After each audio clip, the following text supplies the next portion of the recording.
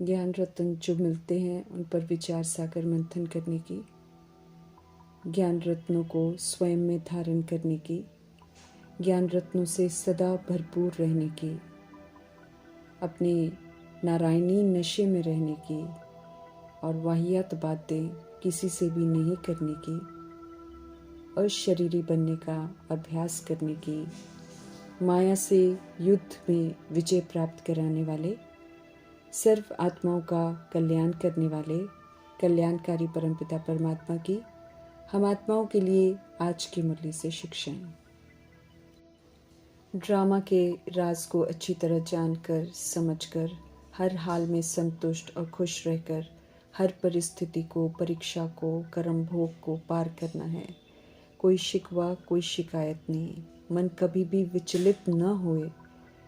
ये शरीर कभी किसी कारण बीमार भी हो जाए तो वरदाता परमात्मा समझ देते हैं कि मन हमारा कभी भी डिस्टर्ब न हो, बल्कि सदा सकारात्मक रहे कि जो हो रहा है अच्छा हो रहा है और अच्छा ही होना है।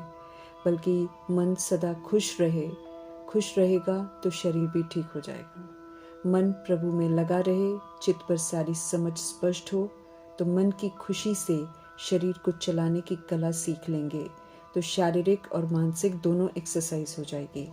समझते रहें खुशियों के सागर परमपिता परमात्मा की खुशी जो है वो दुआ का कार्य करेगी और एक्सरसाइज जो है वो दवाई का कार्य करेगी। दुआ और दवा दोनों से तन मन की बीमारी से मुक्त हो जाएंगे।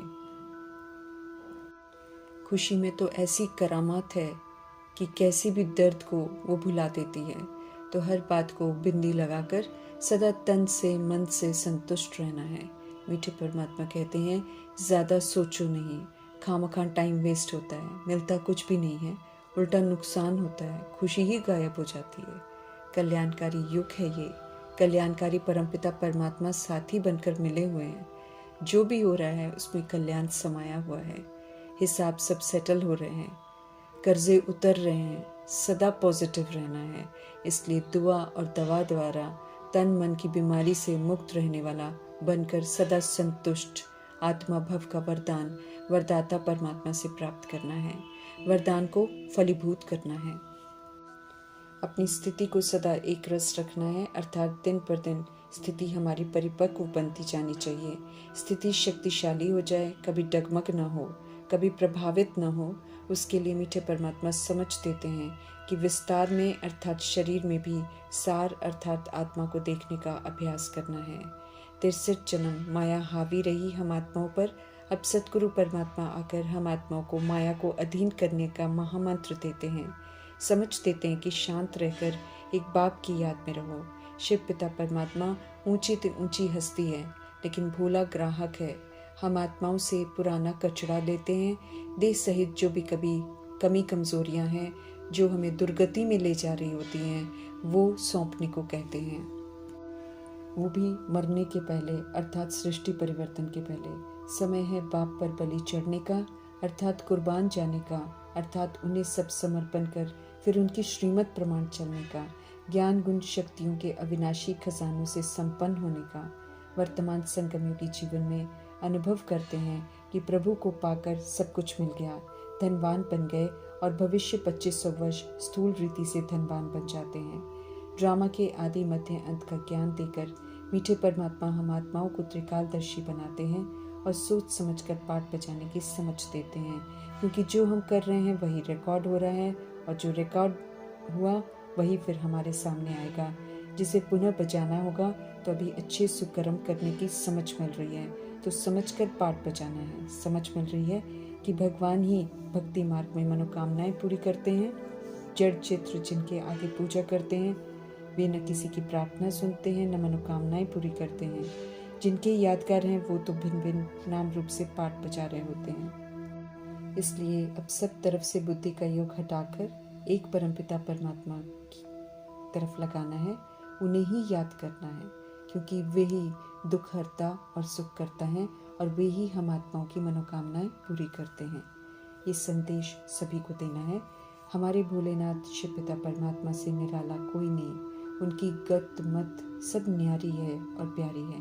वे राजयोग सिखाते हैं, राजाई का मर्तबा देते हैं। माया के काले दागों से छुड़ाते हैं, राहु के ग्रहण से छुड़ाते हैं। परमात्मा की श्रेष्ठ मत के विपरीत चलने से हम सभी आत्माओं पर राहु का ग्रहण लगता है। माया का ग्रहण सारे विश्व पर लगा हुआ है और सारे विश्व को काला कर देता है।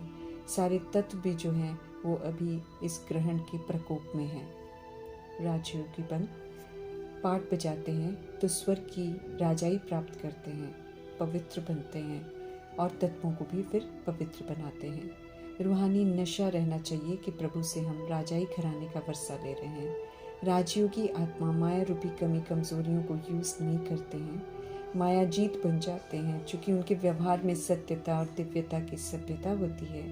इस विधि से वे जगत जीत बन जाते हैं। वो किसी भी तरह के प्रभाव लगाव दबाव से सदा मुक्त रहते हैं और अपना प्रभाव सब जगह, पवित्र प्रभाव सब जगह डालते हैं। देह विनाशी है, देह के धर्म, देह के नाम, देह के लेबल्स सब विनाशी हैं। इसलिए मीठे मीठे परमपिता परमात्मा कहते हैं कि देह सहित देह के सभी धर्म छोड़ो, अब अपने को आत्मा समझ और मुझ बाप को याद करो।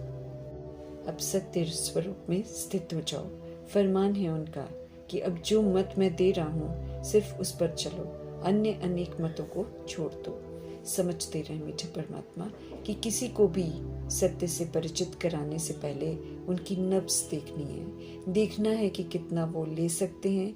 सभी से एक जैसी बात नहीं करनी है, ज्ञान को अच्छी रीति धारण करना है, योग में रहना है, फिर हम अच्छी रीति औरों को समझा पाएंगे। योग की शक्ति स्वतः ही हमसे वो एक्यूरेट बोल बुलवाएगी जो जिज्ञासु को चाहिए होंगे। कम धारणा है तो फिर हम कम समझा पाएंगे। तो धारणा और योग की तरफ विशेष अटेंशन देना है। सभी को सिंपल बात समझानी है कि भल गृहस्थ व्यवहार में रहो, लेकिन कमल फूल समान रहो, विकारों के प्रभाव से मुक्त पवित्र रहो। अंतिम जन्म है, सृष्टि परिवर्तन से पहले उसमें पवित्र रहकर एक परमात्मा की याद में रहना है। गृहस्थ में इकट्ठे रहकर पवित्र रहना ज्ञान मार्ग में बाल ब्रह्मचारी कहलाता है।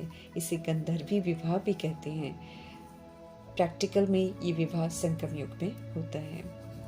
पवित्रता के सागर परमपिता परमात्मा का फरमान है कि अब काम चिता के बदले दोनों ज्ञान चिता का हथियाला बांधो, पवित्र रहने की प्रतिज्ञा करो।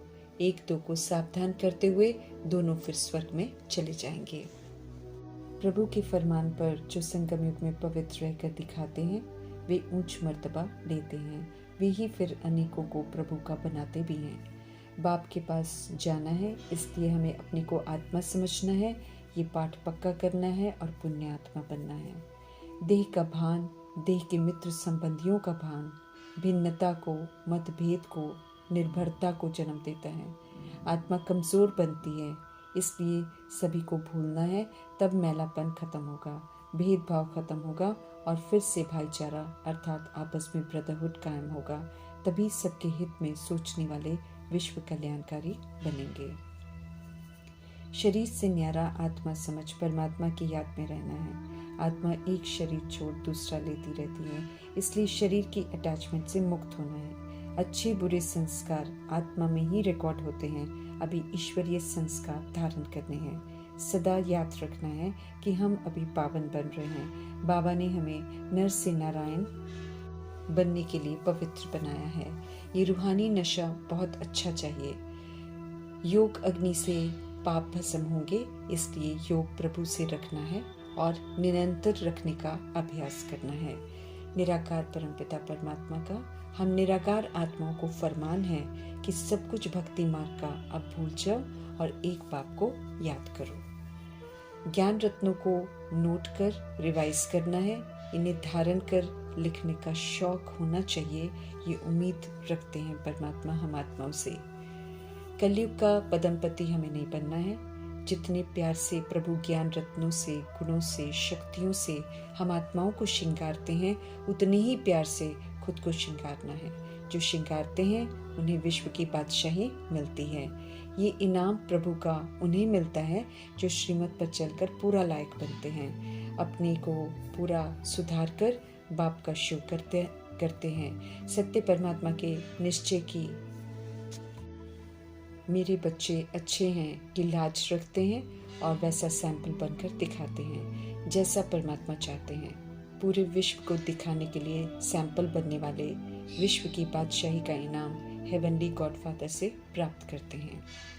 कोई भी ये इनाम उनसे ले सकता है, इसलिए सभी को परमपिता परमात्मा का निमंत्रण है कि आप लायक बनो और 2500 वर्ष की बेहद की विश्व की बादशाही मुझसे ले लो। ओम शांति।